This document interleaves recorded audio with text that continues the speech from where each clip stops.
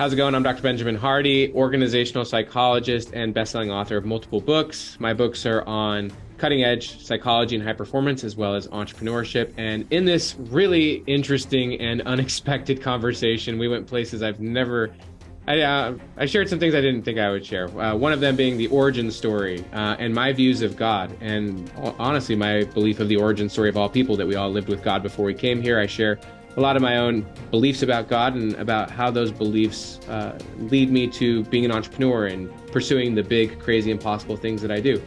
We also had a conversation around the difficulty and the social pressure of letting go of your past self, letting go of the things that got you here but won't get you there towards your 10x future self. And finally, I walk you through a really interesting process of looking at your own prior 10x stages. We've all gone 10x many times, and I share with you a mindset or a framing so that when you look at your past a certain way, you actually will see that you've actually gone 10x many times. You've transformed yourself through big commitments, and I show you how you can identify the crucial 20% using the 80-20 principle, the crucial 20% of your former 10x jumps that allowed you to get here, so that in the future you can have a far more intrinsically motivating, exciting 10x future. Talk to you later. Welcome back to part 2 of our delicious conversation with Dr. Benjamin Hardy. He is a multi-best-selling author. He has a Ph.D. in organizational psychology, 5 books that he wrote, and 3 of them with co-author, legendary entrepreneur Dan Sullivan. His latest book is really about, I'm trying to think how to best put it, but the title of it is 10x is easier than 2x. And, you know, most of us think about how can I double my life? How can I make it twice as good as it is? And the whole premise of this book is it's actually easier to make it 10x than it is to make 2x. And actually grasping that, it requires you to do the work that was part of Benjamin's previous book, which is about stepping into your future self. So we're going to take all this further and deeper in as we go, because if you didn't catch part 1, it's a delicious conversation. It goes in a direction that Ben did not expect. It was not part of my plan either. It was a great conversation. We look at what is it that drives a human being? What is it that drives Dr. Benjamin Hardy? What is it that drives him, and how is it driving him, and how does it impact the way he sees psychology and entrepreneurship, and really how it has allowed him to step into his own future self. So let's get right into the nuts and bolts of it here. If you were to pick that up, where's the best place for us to pick up? Is it on even imagining that we can 10x our lives, or is it in really trying to clarify and create this future self? I think that we'll just kind of go somewhere in the middle of those two. I'll explain. I'll explain some of the differences between 10x versus 2x. And again, for the listener, a lot of these insights come from Dan Sullivan himself, who is the co-founder of Strategic Coach, a phenomenal entrepreneurial coaching company. I've been blessed to be able to write 3 books with Dan. It's been really cool. It's been amazing. But a lot of these insights, obviously, I brought myself. I'm the one who actually writes these dang books, and I bring a lot of psychology and insights behind them. So I'll just explain the model of 10x versus 2x, and then we'll be able to connect that with future self and go into the strategies and nuts and bolts. So using the 80-20 principle, 80% of results comes from 20% of what you do. We really used and leaned on that 80-20 principle concept to describe in a lot of ways the differences between 10x and 2x. So put simply, as a mindset, if you're going for 2x, what that means is that you're striving to continue, for the most part, what you're already doing. 2x is a past-driven approach. It's about creating more of what you already have. And if you want to go for 2x, you actually don't need to change that much of what you're doing. Maybe you work a little harder, a little longer, a few tweaks. In other words, you can actually keep 80% of your existing self, your existing life, your existing clients, your existing behaviors. 80% can stay with a 2x mindset. You only need to change 20%. It's minor growth, it's linear progress, and it's it's based on doing more of what you're already doing. Right. So 10x is the opposite. 10x is a fundamentally imagined future that is seemingly impossible from where you're at. And you're using the future to dictate what you do, not the past. Mm-hmm. And so in order to go 10x, you actually can only keep the core 20% of your life. Only the best 20% of yourself can actually scale to that 10x future self. And 80% of everything going on in your life right now does not meet the filter of your 10x goal. 80% of your life right now is actually a distraction pulling you away from 10x. And so this is where it gets straight back to the Michelangelo, which we discussed before, which is the only way to go 10x is actually to remove everything that is not 10x. That's 80% of your life right now. Even a lot of great things that got you here. As an example, from 2015 to 2018, my 20%, back to the 20%. To go 10x, you have to go all in on the crucial 20%, and then you have to actually get 10 times better at that. And then you go 10 times better because quality precedes quantity. And then eventually you go 10x. And so I focused on blogging. That was a big part of my 20% back then. And it was related to my future self as a professional author. And by going all in on that, I was able to, as we mentioned, write blogs that were read by over 100 million people, grow a massive email list, become an entrepreneur. And that enabled me to become a professional author, which was my 10x future self back then. I'm talking back in like 2015. Right. But once you go 10x, you're now in a different space. And that process applies again, where you got to go 10x from there. And it's going to be nonlinear from your last 10x jump. And so things that were once in your 20%, for me, for example, blogging, now that shifted to my 80%. That had to be something I had to peel away and let go of because it was now in the way of my next 20%, my next 10x jump. And so this process is just continuous. And it fits back to just the idea of you've got to just strip away everything that's not the pure essence of what you want to do. And if you study all the best thinkers in the world, Elon Musk, right? He stripped away everything that was making rocketry expensive. He calls it first principles, right? He stripped away everything that was expensive. You think about Steve Jobs.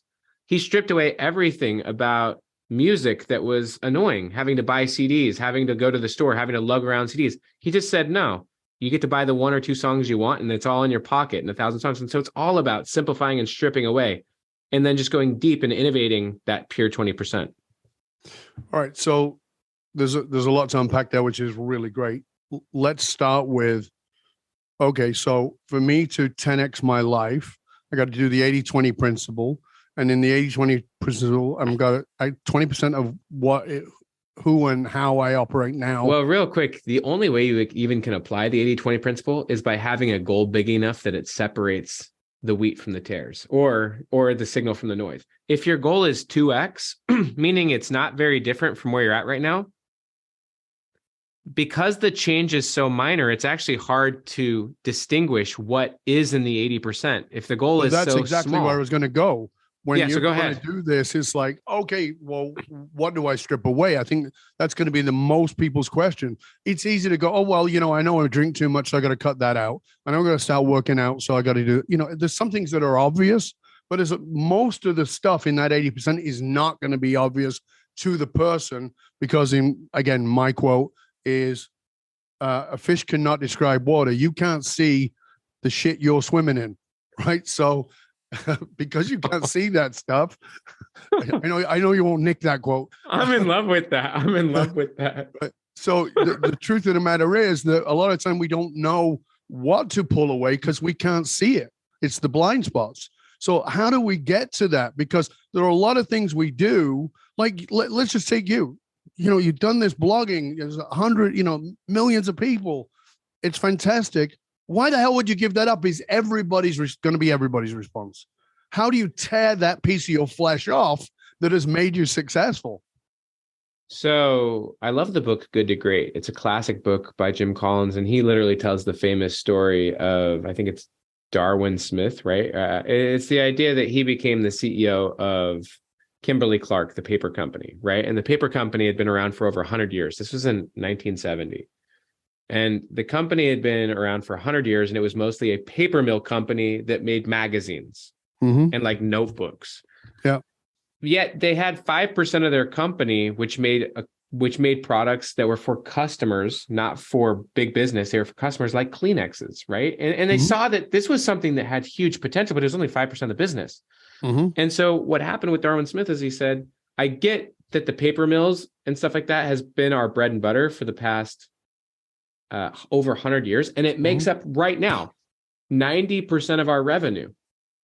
But I see this like game-changing potential if we went straight to customers and we did products like Kleenex, which were just, I think we could become the best in the world at that. We could become truly great at that. Whereas if we maintain the paper mills, we can only stay good. We'll keep competing. We won't be unique where there's no competition.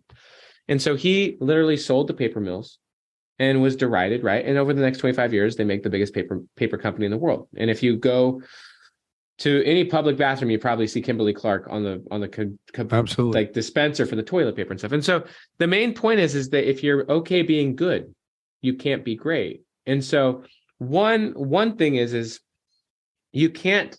And this is something I learned in a lot of ways from Alan Bernard, who's someone who introduced you and I together. And he understands decision making. And so he talks about how if the goal's not big enough, then you can't discern what would work and what wouldn't. And so if your goal is minor growth, call it 10%, 50%, even 100%, it makes it very difficult to distinguish what about what you're now doing isn't that effective, because it's just too close to what you're doing right now. Whereas if you make the goal 10 times bigger, it's a truth filter. If you're really honest, and this is why all progress starts by telling the truth. If the goal is that big, you have to be honest that almost everything you're doing right now has no efficacy for that goal. Almost everything I'm doing right now is actually a distraction. And so it's like, well, what are the one or two things that if I went all in on have some potential for that goal? Right. And so one of them is that the goal has to be so big that it clearly identifies the things in your life right now that are not worthy of that goal, that could not get you there. Right. And so that helps you distinguish the signal from the noise.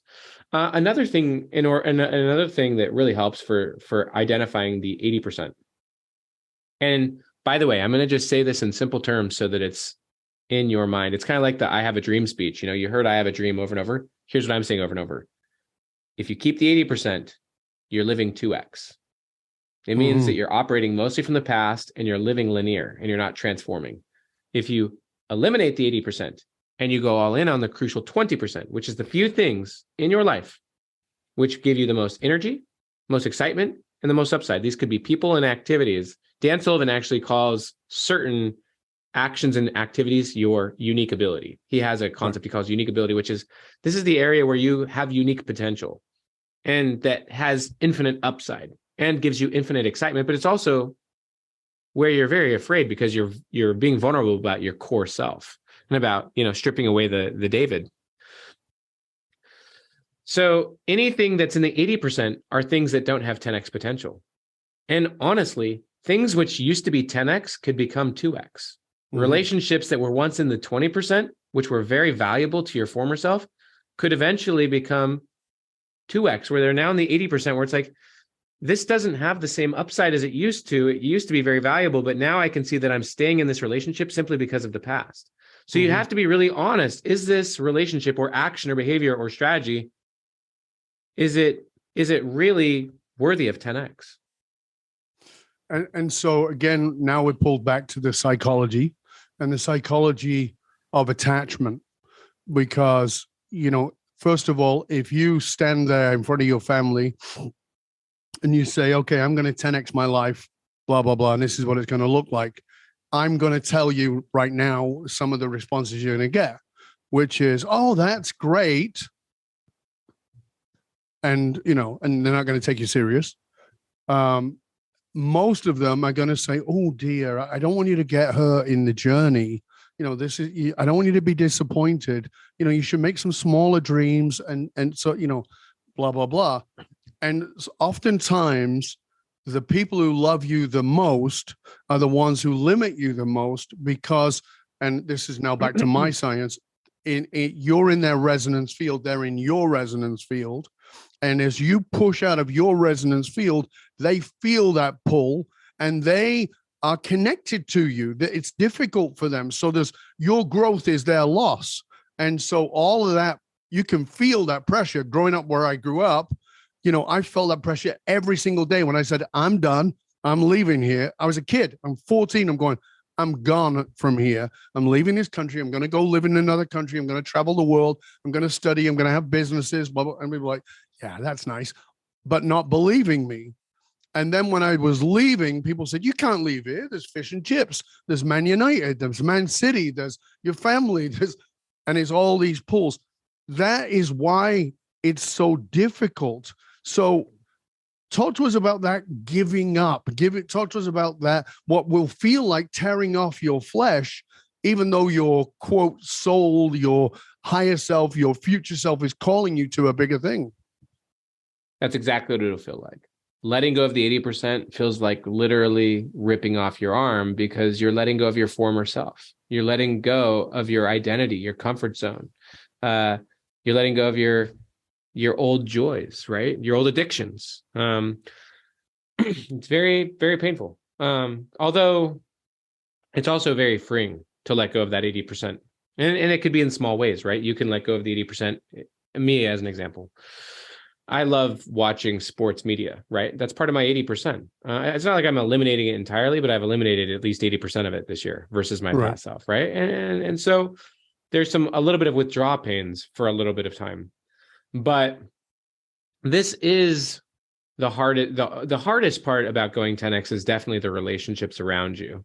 That, like, I've heard it said that 2x will defend itself. What I mean by it'll defend itself is like, it doesn't want you to change. That's actually the essence of 2x is that you don't want to change. You're trying to keep things as the same as possible. Whereas 10x is fundamentally a transformation.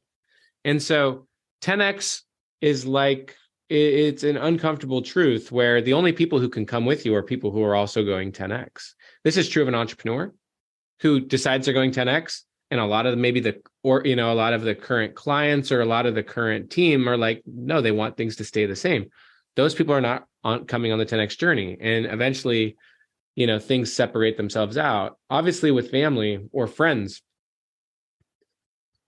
you've got all progress starts by telling the truth, right? Yes. You got to tell the truth about your past to move forward. And you got to tell the truth about your desired future. And trying to protect other people, in a lot of ways, you're usually just trying to protect your own emotions, but to try to protect other people from you going where you genuinely feel you want to go isn't really protecting anyone. It's just you're just creating suppression and frustration, and there's really nothing there in the relationship. Doesn't mean the relationship has to end. It just means that the boundaries of the relationship are now changed. Yeah. Like, for example, I still have great relationships with my high school friends, but those friends for me are 2x, not 10x. Like, like they are truly more a reflection of my past and my future. It doesn't mean though that we don't have connection. It just means that we're not together 8 hours a day anymore. I have, the boundaries have changed because I have a different future self, and I'm being more true to that future self. And so I think that when it comes down to self-development, spiritual development, and growth, the letting go of things, the letting go of the layers of the David, right? The chipping of things away. That is the hardest part. Yes. Is the letting go of that 80%. And as you free yourself bit by bit of that 80%, you free yourself exponentially. Yes. You don't even realize.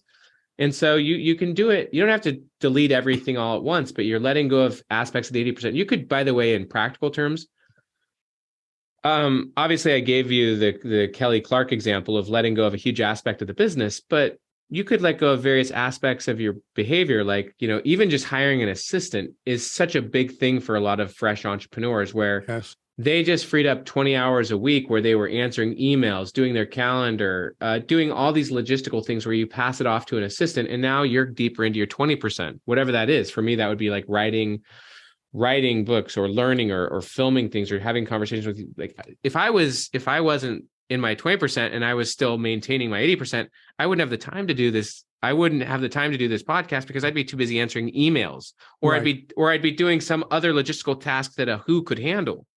Who being like someone I hire, yes. Right? That can handle it so that I can be in this 20% and do my deep work, the best things that I can do.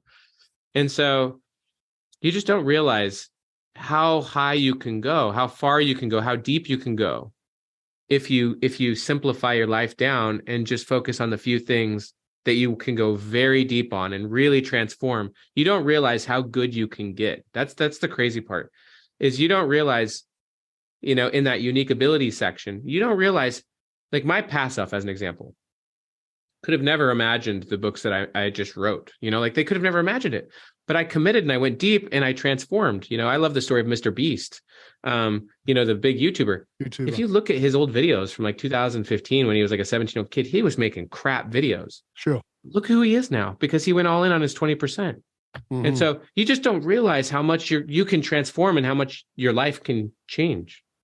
So when you talk about that, giving away the 80%, focusing on the 20, there are also a lot of people, Ben, who are saying, yeah, but I don't know what I want to be.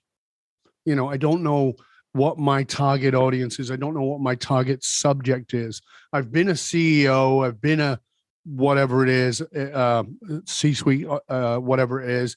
And I want to be in the entrepreneurial world, but I don't really know where to go. So it's, I'm very attached to my 80% because it's been a really great living for me, for my family, et cetera, et cetera.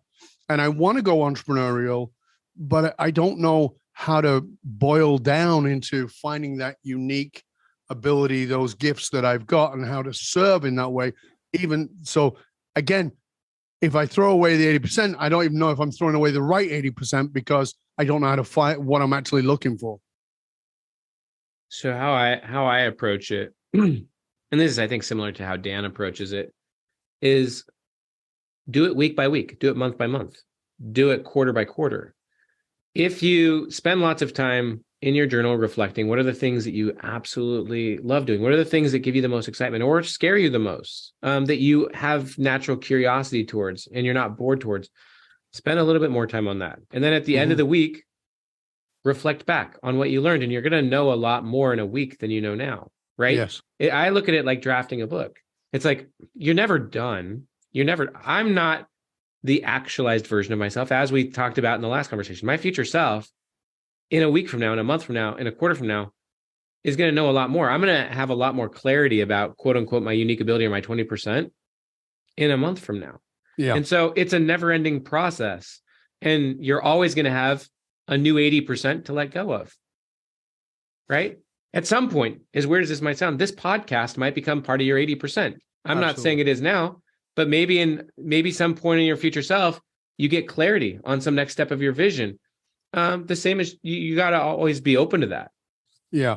And again, remembering, please, for you to remember that your mind is designed to keep things the same so that they're safe. And therefore all change is a threat. So you're going to have to deal with that. That's what we all have to deal with. And you have to have something that is going to compel you forward at a greater level. And one of the things I talk about it is, imagine yourself on planet Earth and you're surrounded by Earthlings, and this is wonderful. But you have a dream to go and be in a different environment, a different world, a different universe. And it takes enormous amounts of power to blow outside. I mean, most of the fuel used between the journey to the moon is actually leaving the stratosphere of Earth. And so you're getting through that stratosphere to the other side. But in between, you're a satellite. In between, you're just floating in space, and it can feel incredibly lonely. And what I always say to people is, human beings are tribal. We need community. We need each other. And what you don't know is there are so many other people who've blasted off from the planet. And you keep looking back to the planet and saying, oh my God, I've left all those people behind, instead of looking left or right or even forward and saying, look at all these others who are also on this journey, and finding those people. This is the importance of a community who are moving towards your 20%, whatever that is. And then if you can't imagine your own future self, this is a piece of guidance I give people. If you can't imagine your future self, who is a best example of who you want to be? So, for instance, if let's say you have a podcast, right? And you say, a video podcast, and you go, okay, well, I say, well, who's the best version of that? And they go, Rogan. I'm just, okay, great, yeah. Rogan. So now I say to you very simply. It's a reference point. Right. So I say to you very simply, okay, you're about to do this. Would Rogan do it? And they go, well, no. Okay, then don't do it. If you want to be in the Rogan space, don't do it. I'm not talking about you becoming Joe Rogan, but it's a reference point for that 20% self. Is that, And are that's we on how the same all page? people, yeah, that's how all people start. All people start, every artist starts mimicking someone else. Yes. I think that even when it comes to writing, I think that I've heard it said that you're never going to, you're even after 4 or 5 books, you still won't have your true voice. You know, you'll still sound a lot like your influences. Right. And so it's a continuously purging process. And, you know, it's good to have those reference points because they point a direction. But over time, you start to become more and more unique. You start to go your own way. And that's a big part of mastery. And eventually you become uncomparable to anyone else. And you're not really, you do get to a point where you can still be inspired by other people, but less and less are you even worried about other people's work. And more you're just doing it your own unique way. And that's really what mastery is. Yeah, I was having a conversation with a very good friend of mine yesterday. He's probably in the top 30 speakers in the world. And he and I are very good friends. And he said, who inspires you? And I said, and, we're both speakers. Right? So he said, from the speaker point of view, and I go, to be honest, there's not many. And he goes, yeah, I'm exactly the same. I said, I don't take my inspiration from speakers. And he said, oh, tell me more. And he was excited to hear that, because he's the same in that we look for our inspiration outside of our reality. We look for our inspiration outside of our level or our place of expertise. I look for my inspiration. And the example I gave was, I don't watch it anymore, but back in the day when American Idol started, I used to always love to watch the auditions. And he said, why? I said, because sometimes they were awful and it was funny. And I said, but mostly because people would show up there with such immense vulnerability and immense courage, being their shitty self from the trailer park, but with this voice that belongs on the stage at the Apollo. And they would pour their heart out and give everything. And I go, that to me is the ultimate inspiration, is that depth of vulnerability, is that I have to give this, even though I'm peeing my pants with fear. I've got to do this. I've got to do it. And to me, that's the future self. Rather than it being even in a specific area, it's finding a specific characteristic. For me, it's courage, but finding that specific characteristic that says, oh my God, like I have high levels of anxiety. Dealing with anxiety means every day I have to confront the fear. So I've got to be in the courage, and I can't have anxiety and courage at the same space. I have to take the anxiety and transform it to courage. And so it's that, where's the inspiration to pull you? Would you agree with that? I love what you just said. Yeah, I very rarely turn to other authors for inspiration. I grew up skateboarding. So I grew up in Utah. And so I grew up skateboarding and snowboarding. And I actually draw a lot of inspiration from musicians. And I draw tons of inspiration from skateboarding. Like skateboarding and most extreme sports have just gone through quantum leaps in terms of the technicality, the skill level. And so like I'll watch new skate videos from various skateboarders, and it's insane the level of complex challenge and artistry that has reached that point now. And so like I'll watch some of those and it will just inspire the heck out of my thinking. Yeah, I love that. It's like, so I watch people would do. I'm a skateboarder, but I watch somebody do that, or I watch somebody do parkour, and I watch them and I think, there's an example of somebody doing the impossible, right?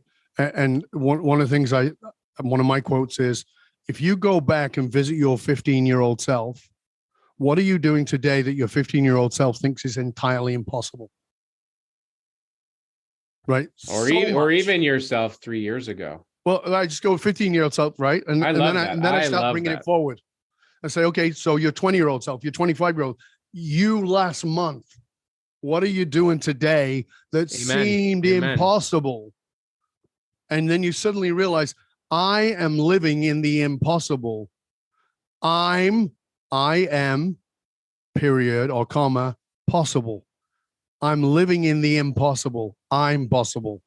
And it's understanding that, giving yourself that sense of yourself is a way to, like, when I think about myself in my early 20s, and I think about that guy who deeply wanted a loving, really not a good marriage, an exceptionally good marriage, who wanted this deep, loving connection with a partner, it was impossible. Believe me, I tried everything I could. I didn't know what I was doing, and I was making a balls of it at every possible turn. I'm married to a person now for 25 years who I love more today than the day I married her. She's the greatest gift to my life. Every day I'm blessed. Every day I thank her for marrying me. I thank her for saying yes. That was impossible. That was impossible. There was a point in time where that was impossible. Even on the day I got married, I wasn't sure it was possible.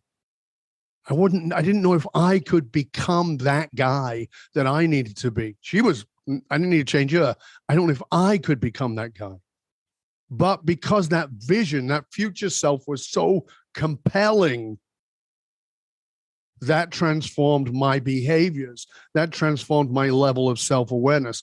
And that's what I think, I'm trying to have everybody grasp about what you're talking about when you talk about this future self. I think you've got to, well, that's one of the things you mentioned, is you've got to journal. You've got to be willing to write it out. Talk to us about the importance of journaling in this process. Oh my goodness. Yeah. So actually right now I'm writing a book called Future Self Journal, and it's literally going to be a guided walk through this with lots of prompts and stuff like that.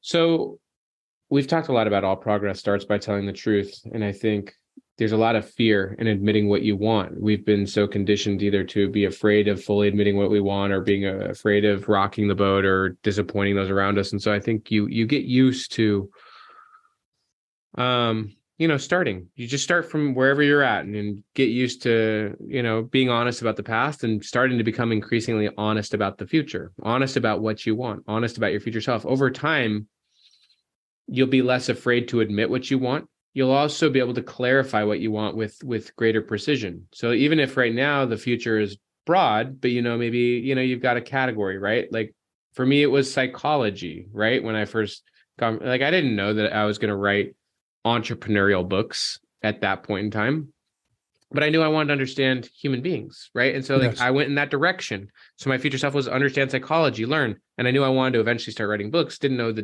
details. And so as you're taking steps forward, your future self gets more and more clear, more and more boiled down, but also bigger, because you get used to making commitment and courage and expanding your vision. So, as an example, I was actually, and we already talked about, I think on the prior episode, I was just this morning in my journal reflecting on my January of 2023 versus my January of 2022. And one thing that's really interesting is that my vision towards my future self right now is 10 times bigger than it was even just last year. Right. But it's also more specific. I actually see more practical pathways of getting there.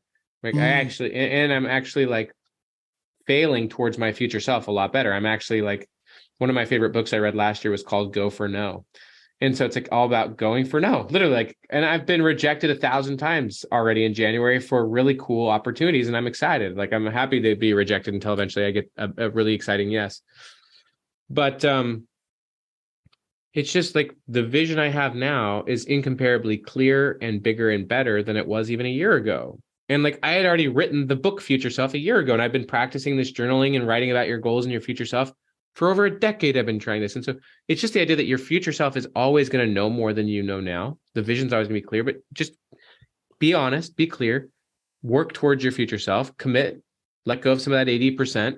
And in a week from now, you'll be even clearer. In a week from there, you'll be even clearer. And as you continually take steps and let your future self be the guide rather than the past self, your commitment and your confidence will keep growing such that your purpose and your vision will get bigger, more expansive, more meaningful. But also more practical. It'll be specific, and you'll be able to see ways of getting there in the next 30 days, 90 days, a year.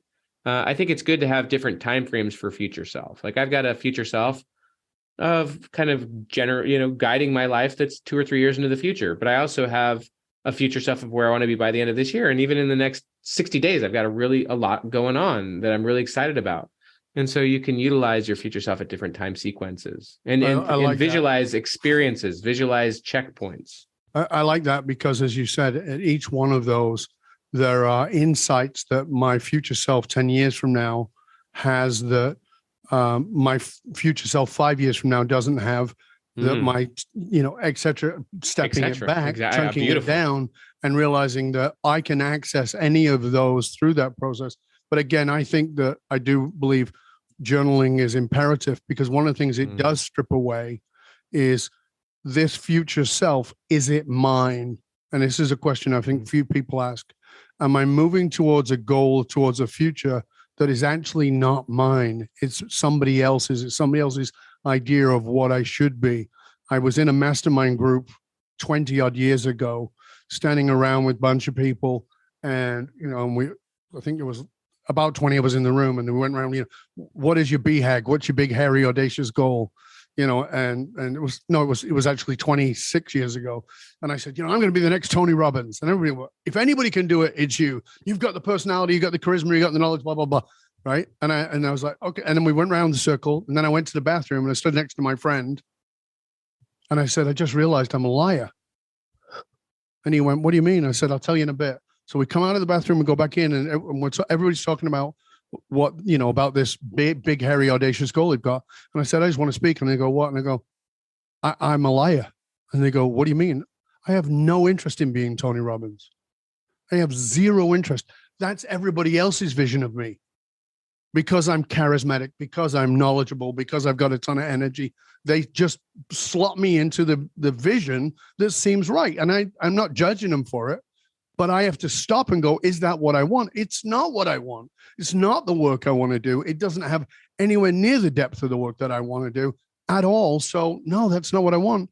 And it was like, wow, I'm so free in this moment to now become clear about, well, what the hell do I want? And I think that that's one of the biggest leverage points for people is to again, chip away the marble that's not me. Oh, I thought I had a hump on my back and I'm supposed to always have a hump. No, that's not you. Let's chip that off. This is David. This is magnificence. Couldn't agree more. I think that's one of the biggest things that we strip away by being insanely honest with ourselves, is recognizing that the thing you'd been driving towards for maybe 5 or 10 years is actually a goal that you had adopted from an experience, or because it was your parents' goal, or because it was what your friends wanted, and over, or just because it was how people saw you and you adopted it. So stripping those things away and saying, that's not actually who I want to be anymore. What got me here won't get me there. And, exactly. And you don't need to be angry at your former self, or, it's just stripping that away and saying, nope. I like the quote from Naval Ravikant. Naval Ravikant said that, I think he said, like, mastery or success is not 10,000 hours, it's 10,000 iterations. And so every time you make a tweak, every time you strip away a little bit, you're making a tweak, you're making an iteration. It's like a plane moving in a direction, right? And your future self is the destination. And you've got, you're continuously clarifying the destination and the path, and you're stripping away the things that are pulling you in some other direction. And so it's a continuous process. Your future self is a lot more honest with themselves than you are, right? And so if you work on it now, and a week from now, you can be even more honest. You can strip even more away of what you don't truly and deeply want. And intrinsic motivation is at the heart of it. It's like, what do you deeply want, irrespective of what other people want for you, or what you think that they want, or what you think you need? It's what do you want? Because I think if you can get to the root of that, you'll know most of who you are, and also the biggest impact you can make. Absolutely. Ben, this has been a delicious conversation. I've truly enjoyed it. Before we finish, and before I ask you to let people know where they can find out more about you, if you were to leave our listeners, our viewers, with one practicality, one tip that would be really practical for them, that they could go away, do immediately, or certainly within the next 24 hours, to help them to step into that future self and 10x their life, what would it be?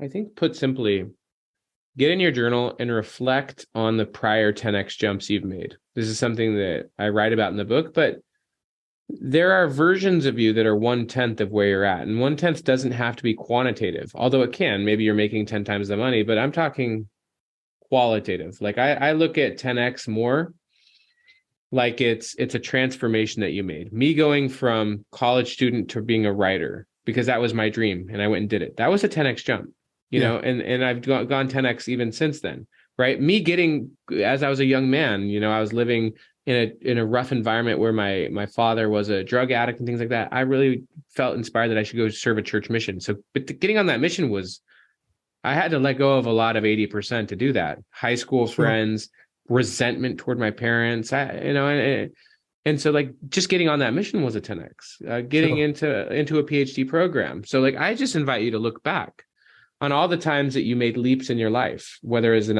entrepreneur or as a person, where you committed to something and then you actually went all in on it. And you can even identify the 20% that you went all in on and the 80% that you let go of in each of those jumps, and I just want you to see that you've done this many times before.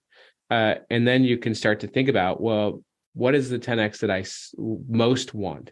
Maybe isn't directly in alignment with what I've been doing right now, but what is the thing that is most deeply intrinsic, that is most valuable based on what I know now? You're in a different place even than you were 3 months ago, 6 months ago. So from where you're at right now was the most valuable, useful jump you can make. And it is important, as we've discussed, the bigger the goal, the easier it is to distinguish the signal from the noise. And you can start to let go of a lot of the things in your life right now that are merely a reflection of your past, but not your most deep future. And then just start stripping away the 80%, a little bit at a time.